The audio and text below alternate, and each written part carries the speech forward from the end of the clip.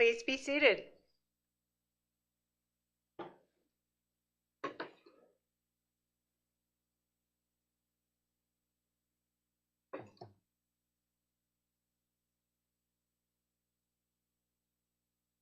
Welcome, graduating students, faculty, staff, friends, and family to this special MCAD graduation ceremony for Master of Arts degrees. I'm Gwendolyn Freed, President of the Minneapolis College of Art and Design, and I am so pleased to see you all here. Let us first take a moment to acknowledge that this ceremony is taking place on the ancestral and contemporary lands of the Dakota and Anishinaabe people. We are committed to ongoing efforts to recognize and support American Indian nations and peoples. As MCAD's new president, and on behalf of the college, I want to share with you, we feel such great joy in this moment. Students, you are the reason that we're here today, gathered in this room filled with happiness and pride and deep admiration. This is your moment. You have earned it. And what a journey it has been. Graduate study is a bold act of commitment to your craft, your scholarship, and your belief that creative work matters. It requires more than talent. It demands resilience, risk-taking, and deep inquiry. For me, it's been wonderful to get to know quite a few of you in recent days. I admire you. I admire the way so many of you center your work in community and how much you care about the common good. I admire your passion, your zeal for innovation, and your wisdom. I am endlessly fascinated by your work. You have turned your studios, home offices, and places of work into sites of exploration. You've challenged convention, raised critical questions, and contributed to urgent conversations through your thesis work, capstones, and research. You've collaborated across disciplines, across perspectives, and you've expanded the boundaries of what creative practice can do. And today, as you cross this stage, you are not simply completing a degree. You are claiming your space in a community of artists, designers, leaders, and change makers. To the families, partners, friends, and loved ones who supported our graduates, you too are part of this important moment. Thank you for believing in them, standing by them, and sometimes for simply reminding them to take care of themselves along the way. To our faculty and staff, you model the highest standards of excellence.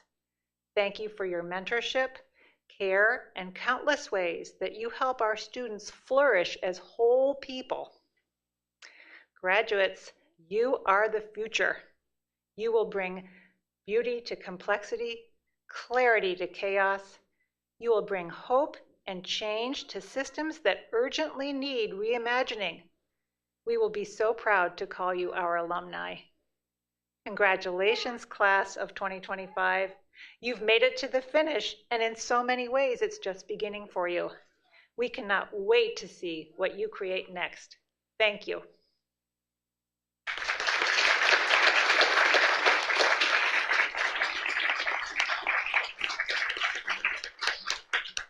It is now my pleasure to introduce our Vice President of Academic Affairs, Robert Rancic, to present the degree candidates.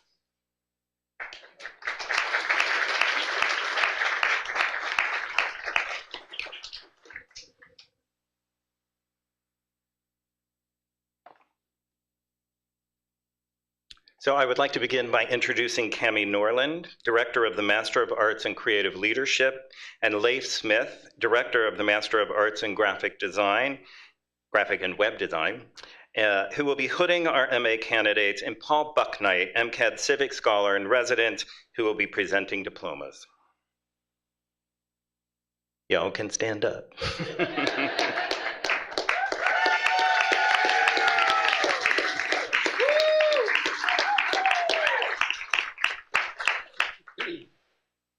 Okay. Upon recommendation of the graduate faculty and the president of the Minneapolis College of Art and Design, and as approved by the Board of Trustees, I am privileged to present to you the following candidates for the degree of Master of Arts. I'm Chris Berry, co-chair of the Board of Trustees. The Board of Trustees, by the authority vested in it by the state of Minnesota, and upon recommendation of the graduate faculty and the president of the Minneapolis College of Art and Design, confers the degree of Master of Arts with all the honors, rights, and responsibilities upon these candidates. Master's candidates, please stand.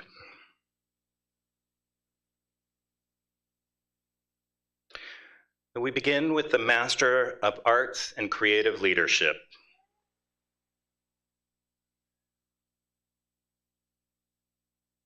Jay Blacks.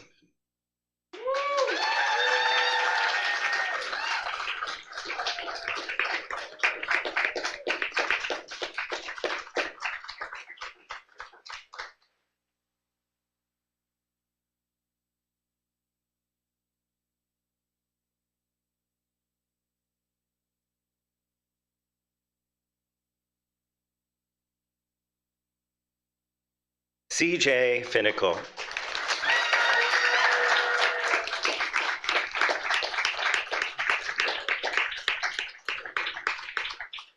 Hey.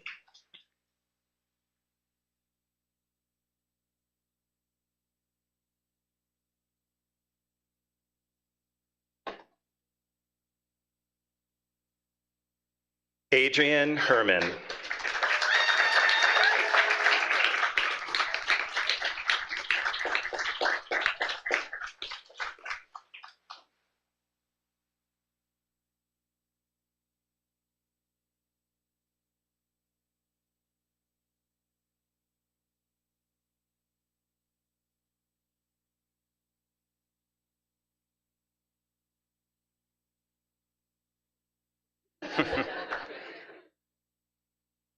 Rita Kalinsky.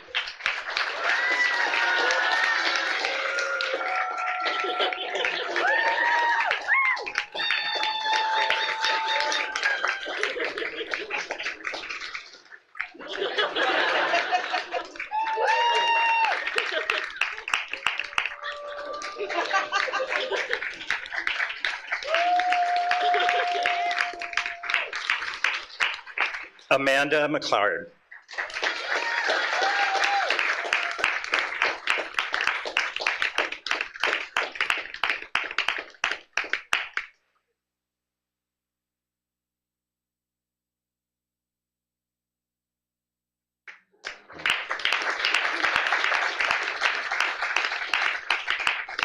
Corbin Lynn Paul.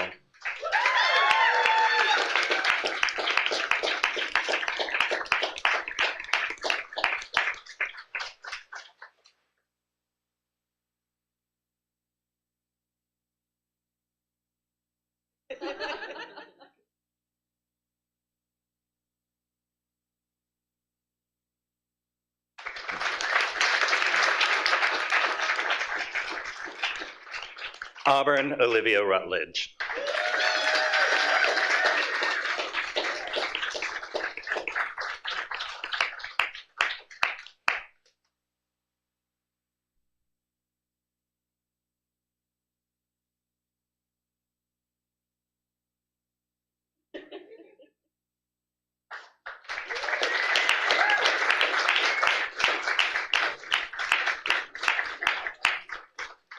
Kimberly Rashad.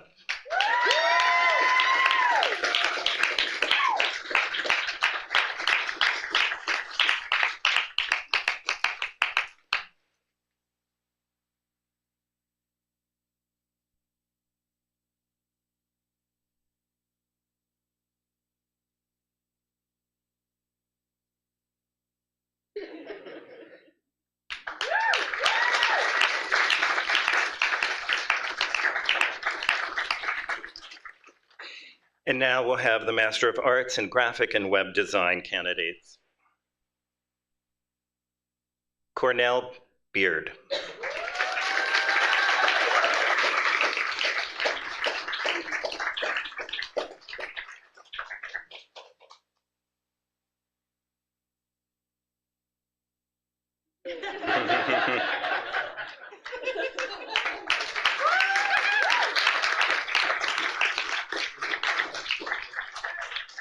Camille Isabella Gonzalez.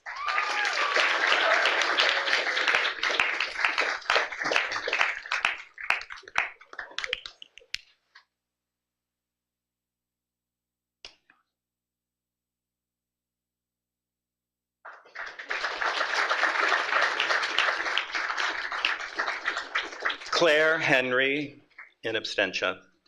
Bailey Lehman, also in absentia. Devin Moody, also in absentia.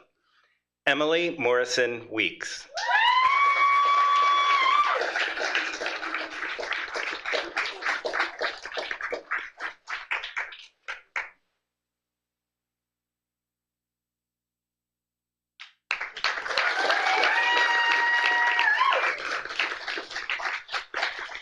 Lauren Pritchard.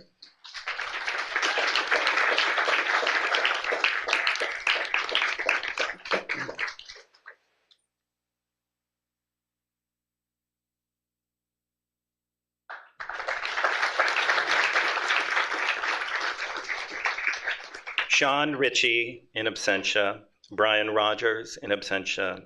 And Sydney Rose, also in absentia. Brett Smith.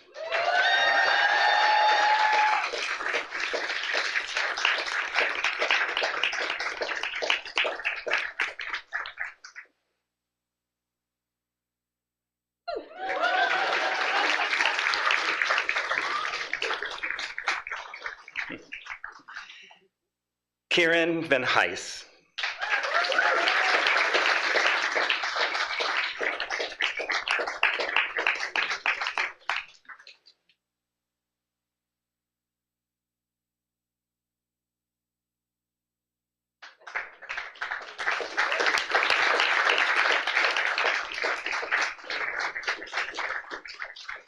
Jake Zweibaumer.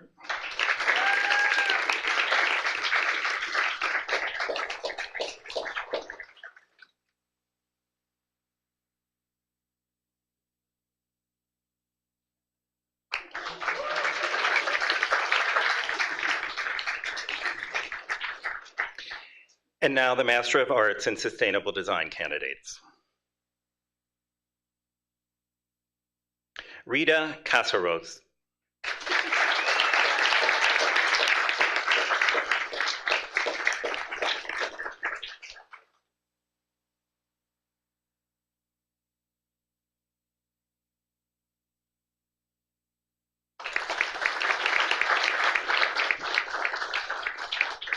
Laura Cornell.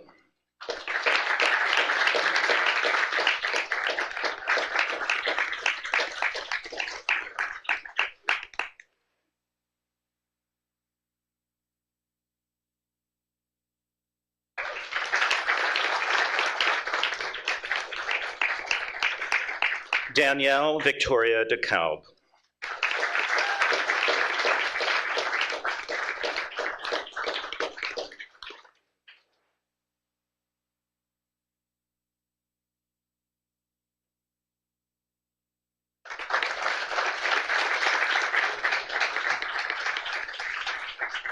Michelle Lee Dunn, in absentia. Hilmarie Figueroa Perez, also in absentia. Veronica Mangio.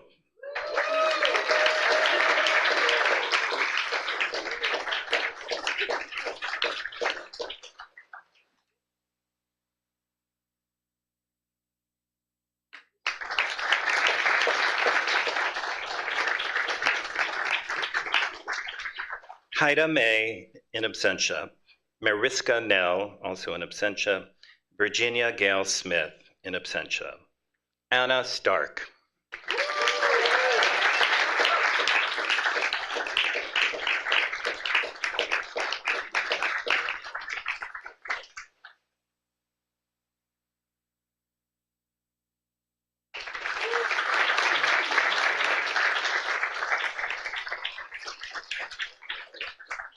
Jordan Overeem, in absentia.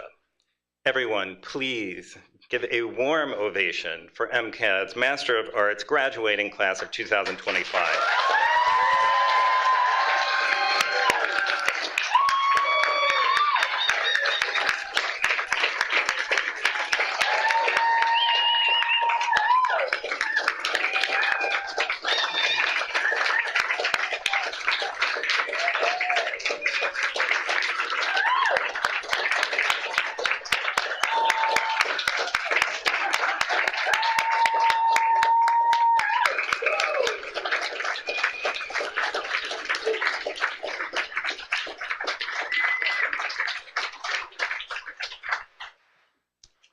just a little more to go.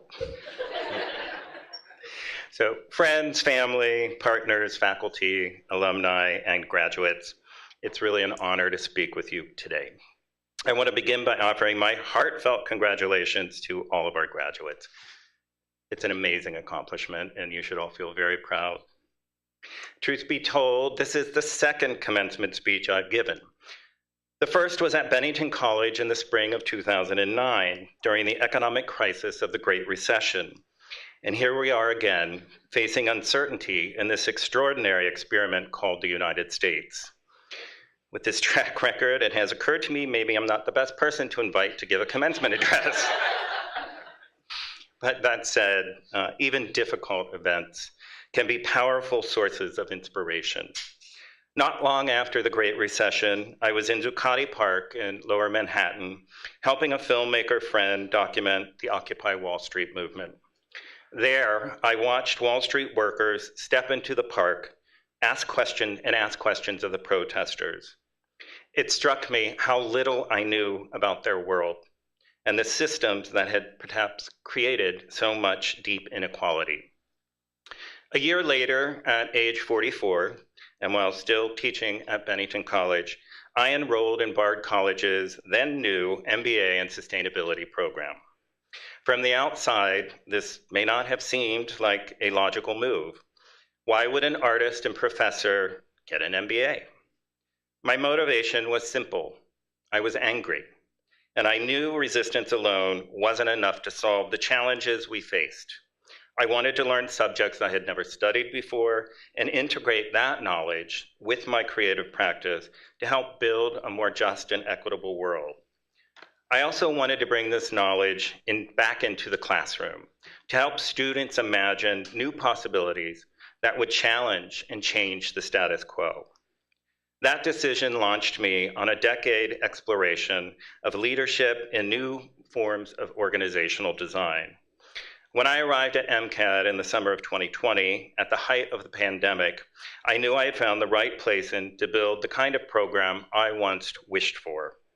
Working alongside my incredible colleagues here at MCAD, we launched the MA in Creative Leadership and welcomed our first cohort in 2022.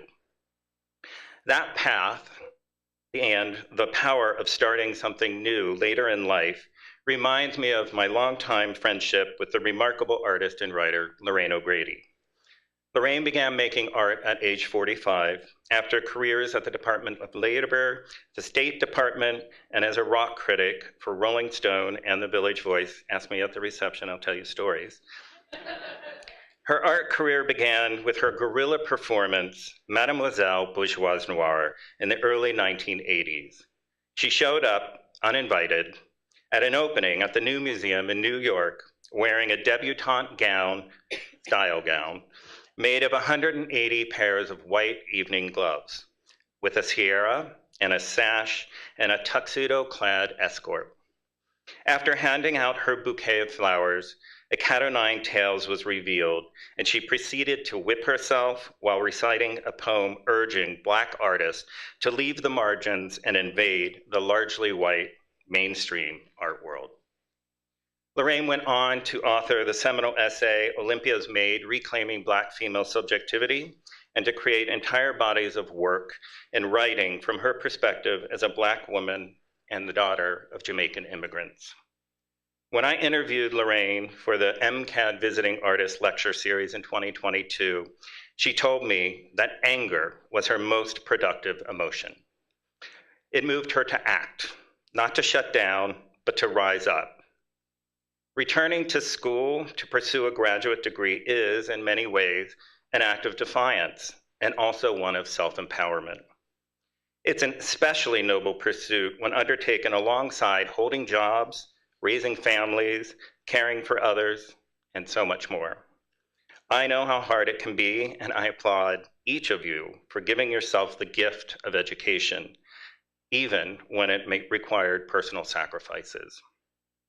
As some of you know, today is my last day as Vice President of Academic Affairs here at MCAD, after a remarkable 5 years. What better way to spend it than here with you, at your commencement, I'm so honored to celebrate and share in this new beginning with you. And I urge you, go out and invade the spaces you've been told you don't belong in. Build coalitions. Use your creativity and leadership to help build a better world in your studios, in your communities, and in your workplaces. You have the skills and the imagination to do this important work. I'm leaving MCAD after 30 years in higher education to become the executive director of Lorraine O'Grady's Legacy Trust on the East Coast. This wasn't something I had planned, but after Lorraine's unexpected death in December, and after sitting with some of that familiar anger, it became very clear to me that this is the work I'm called to do now. So I want to leave you with a few words of Lorraine herself. I don't think the struggle is going to be over anytime soon, but that doesn't mean that there isn't hope.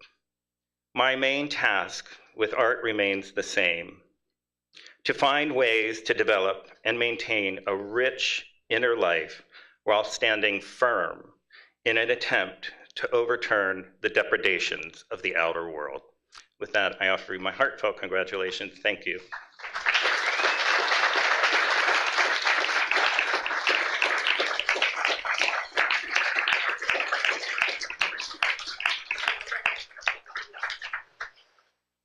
And now it is my honor to introduce today's commencement speaker, Laura Zabel.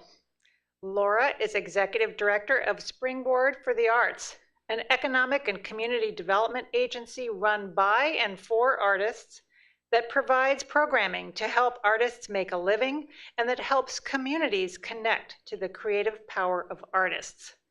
Laura was a great choice as today's speaker. She exemplifies values upheld by MCAD: creativity, advocacy, collaboration, and leadership. Through her work with Springboard for the Arts, she's demonstrated an unwavering commitment to the personal and professional development of artists. Her efforts have contributed to the advancement of both emerging and established creatives, fostering the growth of just and equitable communities grounded in meaning, joy, and human connection. Laura has spoken at leading conferences and events, including the Aspen Ideas Festival, Urban Land Institute, and Americans for the Arts. A 2014 Bush Foundation Fellow, Laura develops insights on industry trends that have been featured in outlets ranging from The Guardian to The New York Times. She serves on the board of directors of the Center for Performance and Civic Practice and the Metropolitan Consortium of Community Developers. Everyone, please join me in welcoming Laura Zabel.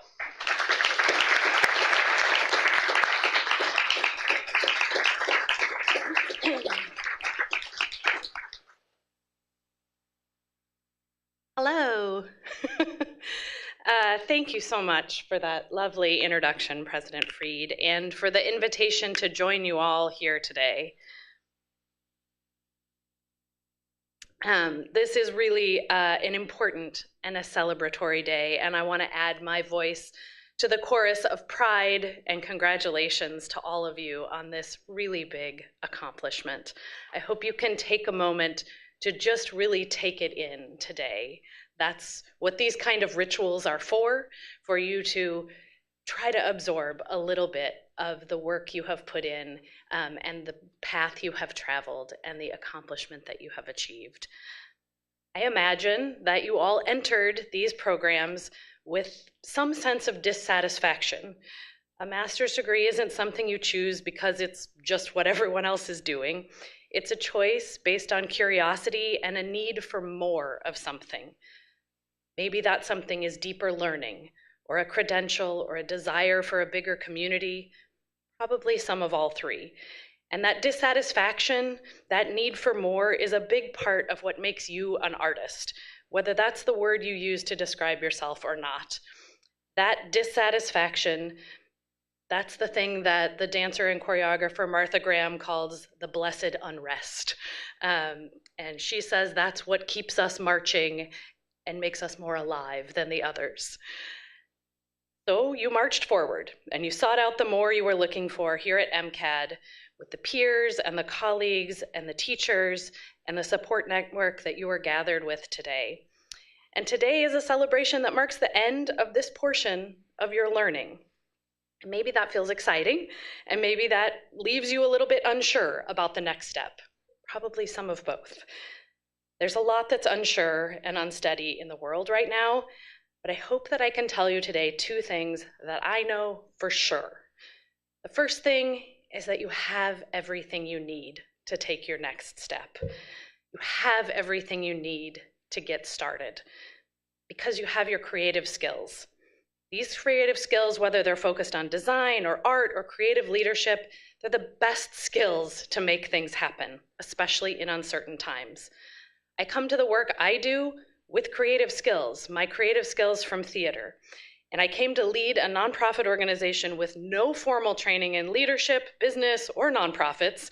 And 20 years later, the things I learn from my artistic practice are still the foundation that I turn to every day. No matter where you go from here, I know you have these valuable lessons and principles from your creative work to carry with you and inform the work you will do in the future. For me, the lessons of theater have shaped a career as an organizer, an advocate, and a nonprofit leader, and just how I walk in the world and in my community. From my creative practice, I learned that work is made by doing. Art isn't made sitting around a table and talking about it or through endless meetings.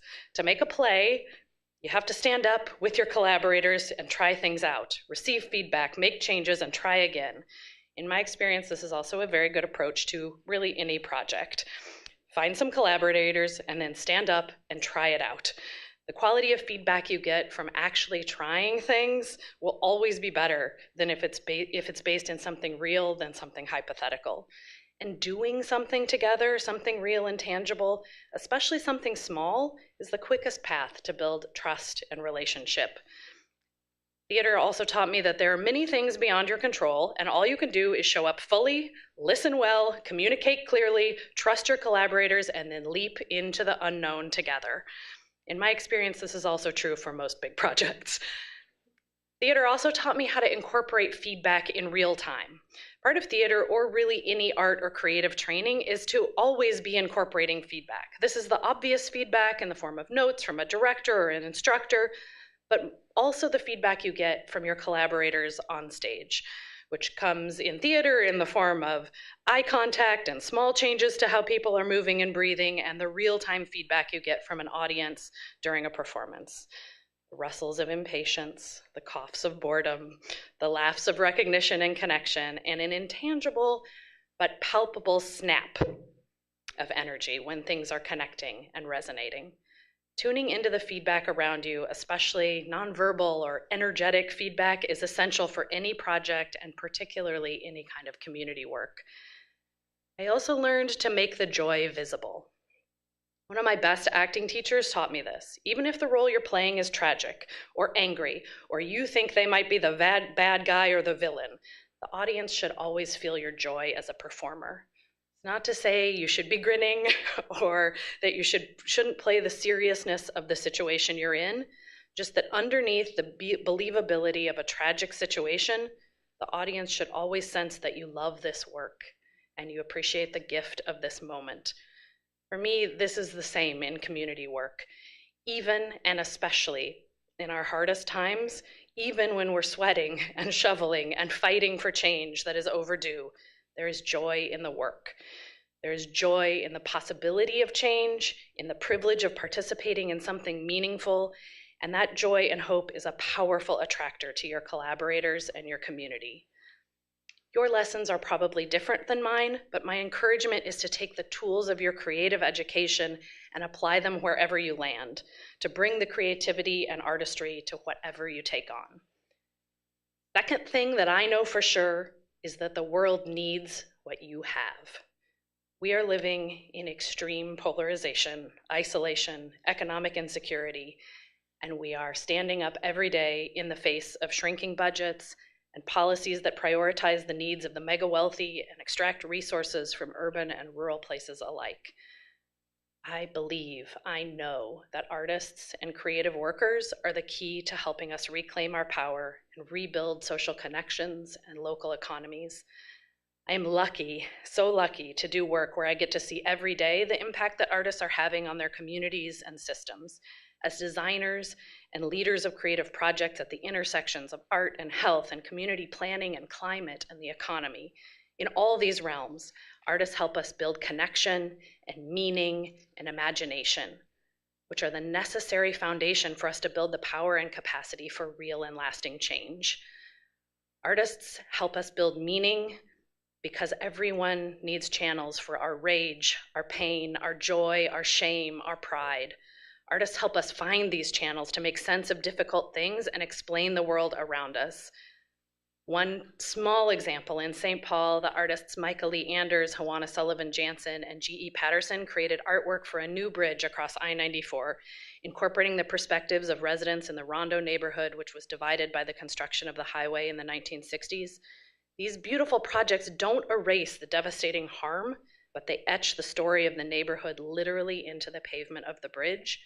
These artists are showing us that sustainable design is related to the impact of infrastructure on our environment, but also on its impact on the communities, people, and histories that live in a place. Artists help us build connection. As our world is growing more fractured, we need artists to tell the stories and create the experiences to connect us to our neighbors, to our communities, and across differences.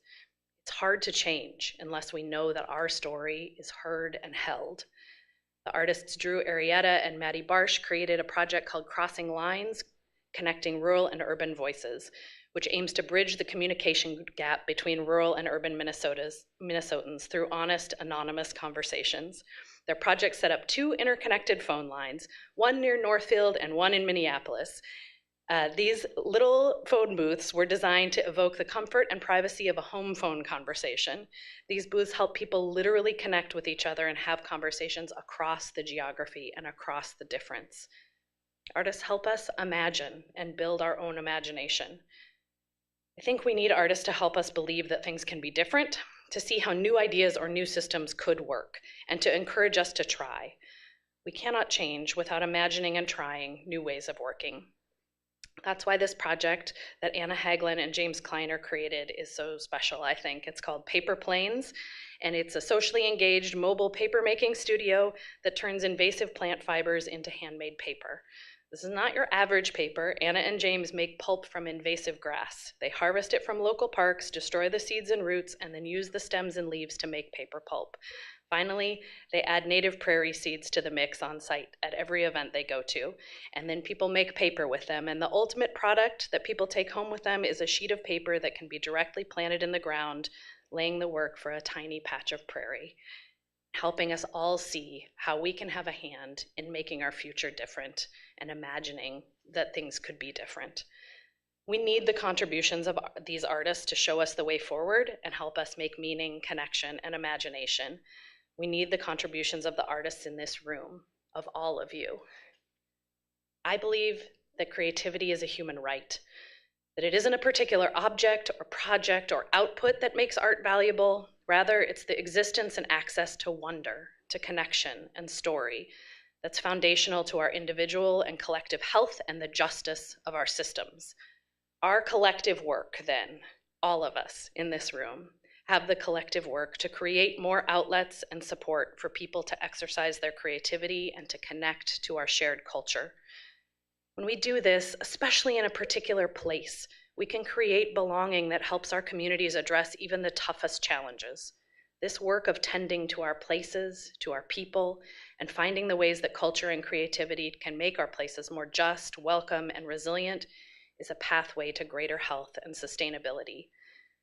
Creative people help us acknowledge hard truths, repair harm and extraction, and build a joyful future. And in order to do that, we need people like you who are designing new ideas, weaving connections, building partnerships, and seeing opportunities for change.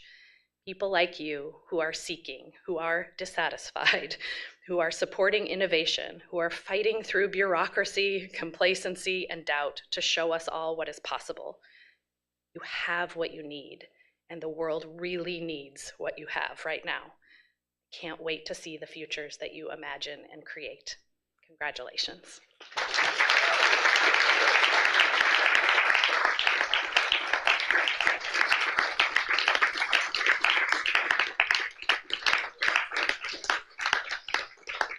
Thank you so much.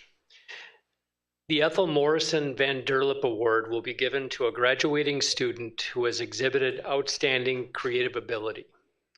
In 1923, with income from an endowment fund established by Ethel Morrison Van Derlip, MCAD established the Ethel Morrison Van Derlip Scholarship. The $2,500 award is to be given to a student who completed their formal training and displayed high personal character, diligence, and application in work and artistic ability of exceptional promise. Our hope is that the recipient of this award will use the scholarship to travel, study, and enhance their professional careers. The task of selecting a student to receive awards from such a strong and distinctive class of creative leaders was difficult. Among the criteria considered were originality of ideas, imaginative problem solving, and skillful execution. This year's recipients of the Ethel Morrison Van Derlip Award for Creative Leadership is Amanda McLeod.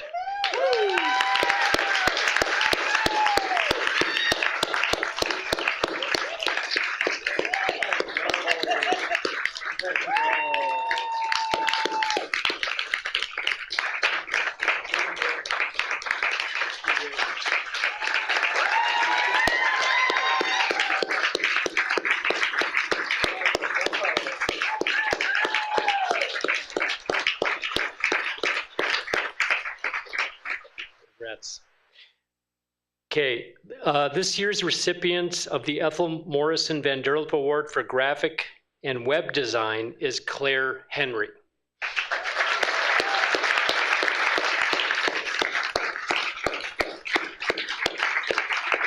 Okay. And this year's recipient of the Ethel Morrison Van Derlip Award for the Sustainable Design is Laura Cornell.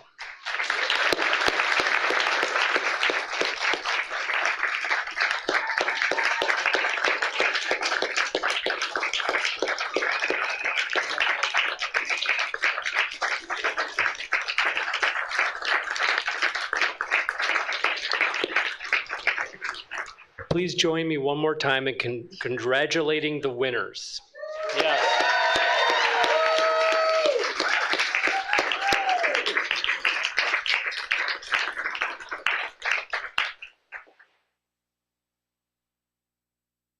Congratulations, graduates, and thank you to all your family and friends for attending our ceremony today. Please join us for the reception in the College Center right upstairs. And for our audience, please remain seated until all the graduates and participants have recessed. Everyone, it is my pleasure to present to you MCAD's Class of 2025.